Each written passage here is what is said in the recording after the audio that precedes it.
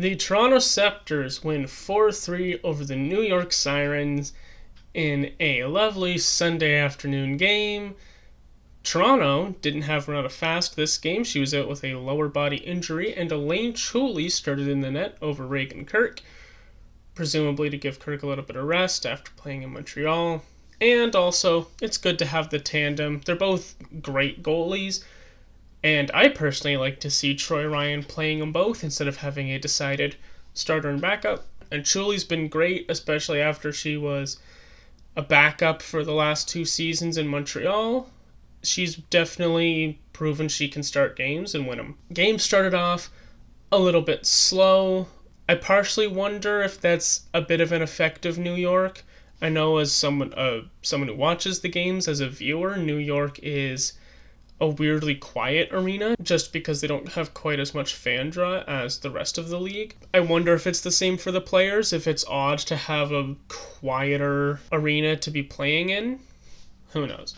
But the game, it finds itself. Both teams are fine, right? It just took a minute or two.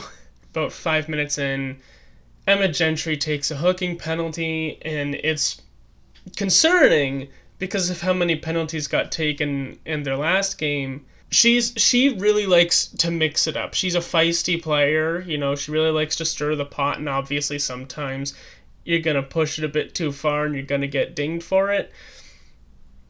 It's still 5 minutes into a game, not really how you want to start. However, what I didn't know is going into this game, New York had the 8th place power play operating at 0%. So it's not the biggest concern in the world to take a penalty against New York, I guess, but it's still not ideal.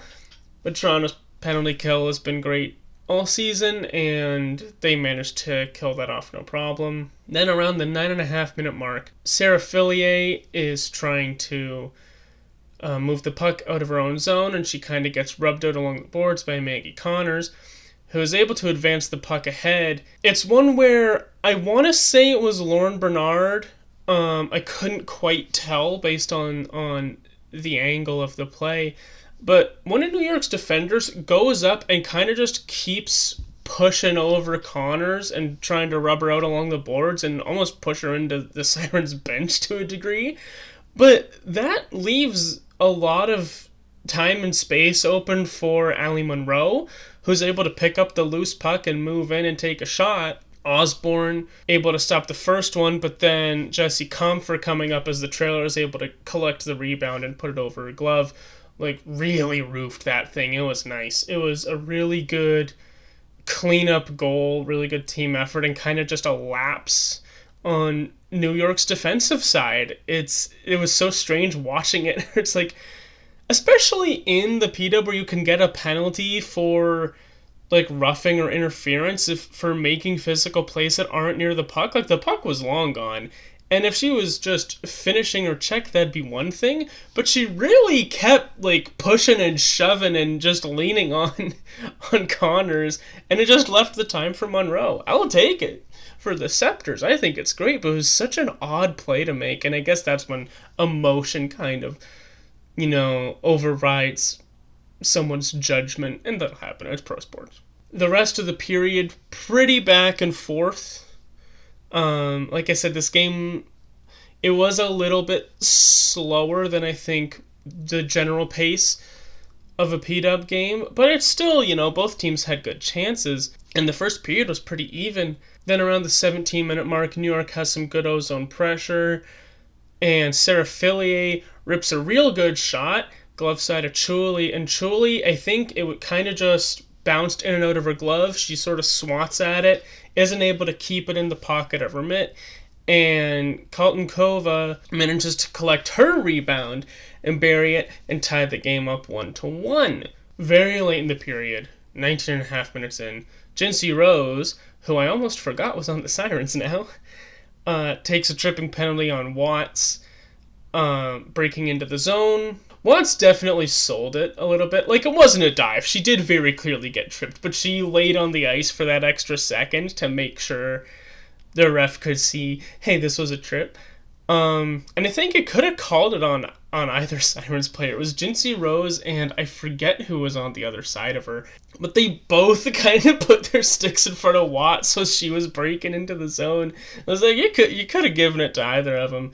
But that means, with only half a minute left in the first, that New York goes into the second, killing a penalty, which is, not the most ideal for the Sirens.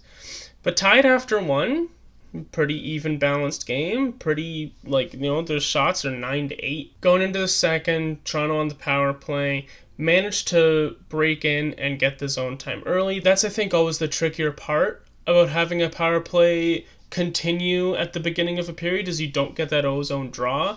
It still starts at center ice no matter what, so they're able to break into the zone though. And I thought this was interesting watching this power play face-off, is Toronto just had their second line out there.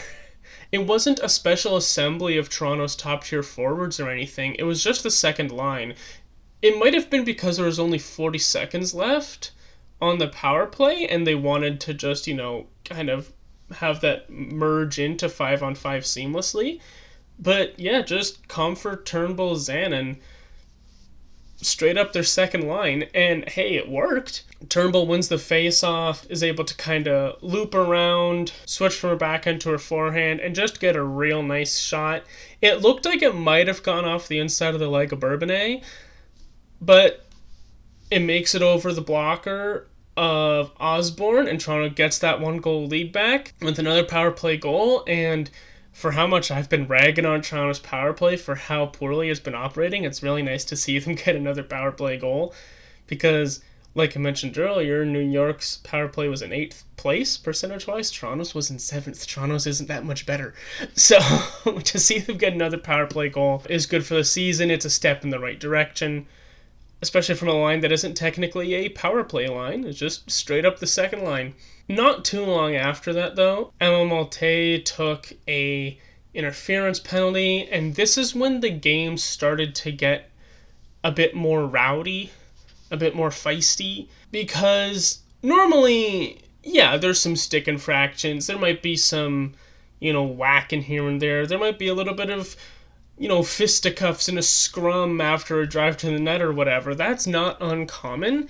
This game had, it was rough between the two teams, and not in, just a standard hitting you way. Players were going after each other. There were 2 interference calls, I believe, called this game. There easily could have been 4 or 5. It was a rowdy game. Unfortunately, I don't really know what the Emma Maltais interference was, because we didn't see it and there was no replay. I didn't see it anyway on the broadcast, and they don't believe they replayed it, so it was just Maltais interference, and that's the call.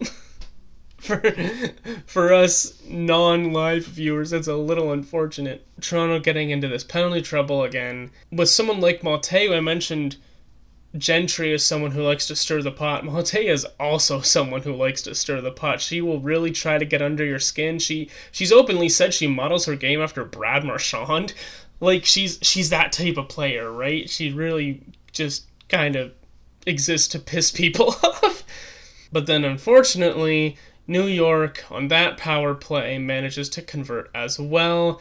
Casey O'Brien just sends a shot out front, and Kaltenkova is able to bury it backdoor behind Chuli.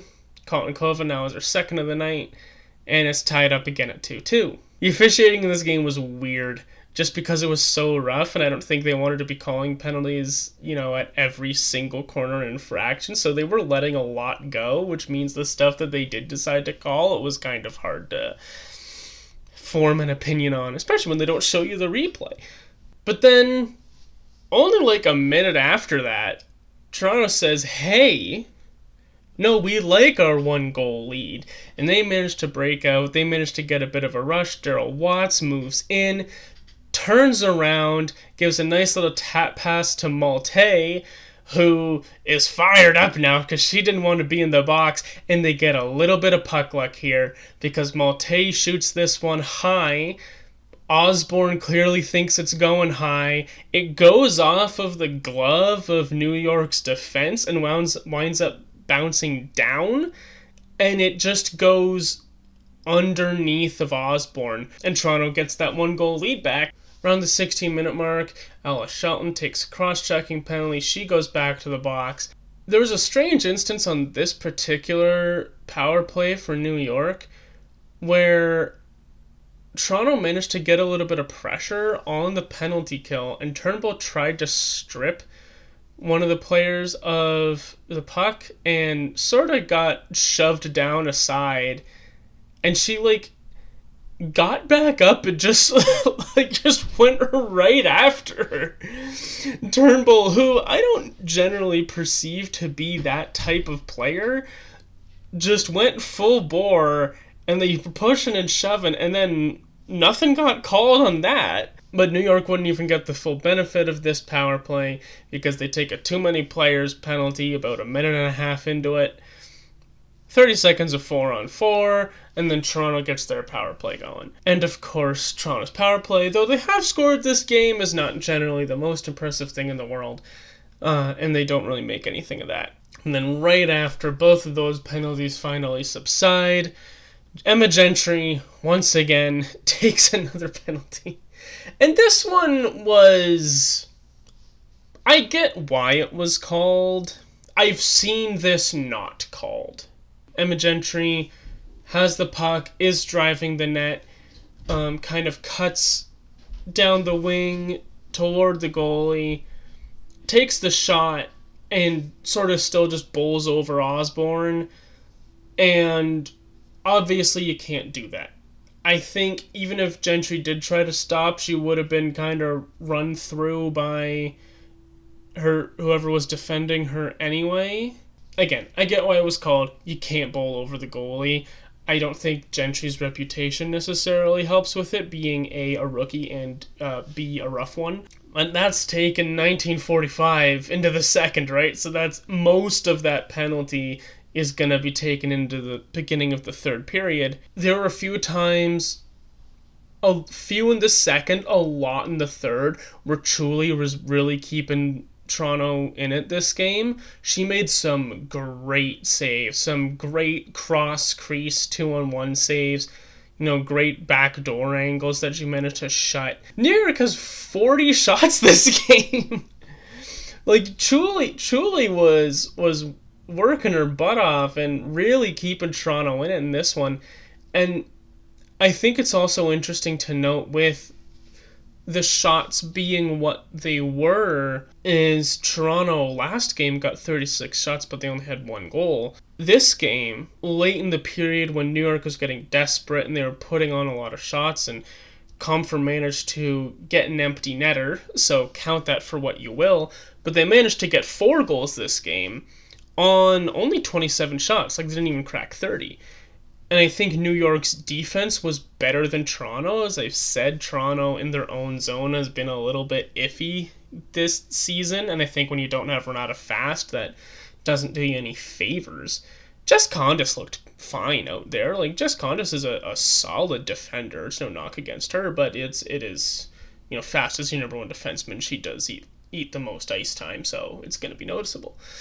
But when Toronto's able to get 4 goals and 27 shots, it makes me think back to Troy Ryan in that first or second game of the season, in the post game, when he said they were taking a lot of grade B chances instead of working a bit to upgrade them to grade A chances. And it really makes me think where, sure, maybe they were getting a lot of volume the past 2 games, but were they the best shots you could take? Were they the most optimal angles? And I wonder about that with this game, where sure, maybe they had less shots, but if you have fewer shots and they're better and more dangerous, and higher percent chance of going in, I think that does you a lot better than just floating one in from the blue line or off the boards. Even Daryl Watts, before this game, in the little pre-game interview during warm-up with one of the reporters, said, yeah, we need to just make sure we're hitting the back of the net. We have to get, more shots over the goal line.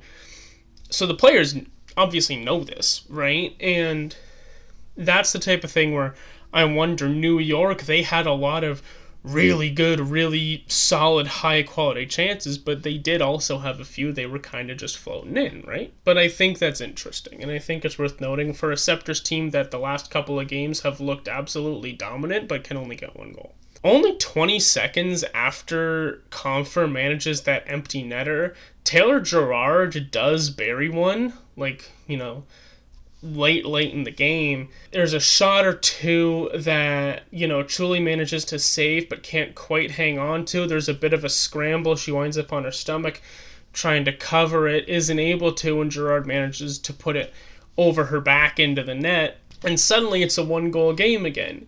Because as much as Toronto likes to have their 1-goal lead, I think New York likes them having a 2-goal lead a little less. So now they have a little over a minute to try and capitalize and tie the game up and at least push it to overtime. The Sirens are not able to do so, and Toronto gets 3 points. 3 points that they really, really, really should have had against Montreal, but it's really nice to see them get it against New York. And they move up to, I believe that's 3rd place in the standings. And when the season is so short, those points really do matter, especially they've got one more game before the Christmas break, and then they only have another month before the Olympic break, and then the season's basically over. I think this game was rough, it was feisty, and I think Toronto definitely got a lot of grace with some of the calls that were not called, but even still, they need to clean it up. They still took 5 penalties this game. That's still too many. And New York is the most penalized team in the league. Going into this game, they had 40 minutes in minor penalties. That's an average of 4 penalties a game. That's a lot. They only took 2 this game. Toronto took 5. And that's not a title I really want Toronto to take. They don't need to take that. Some penalties are going to happen. Sometimes you're defending your goalie or defending a teammate and it gets a little too far. You get a roughing, sure. The interference can stop, and that's just discipline. But overall, I think they played a really good game. I think they really capitalized on the chances they had. I would like to see their defense be a little bit better. Truly was standing on her head today. That's not something you want your goalie to have to do every game, right? There's, no game is perfect, but for a bounce back after that Montreal game too, after they lost it in such a frustrating way with that goal being called off from fast interference, it's awesome to see. That is all I have for this one.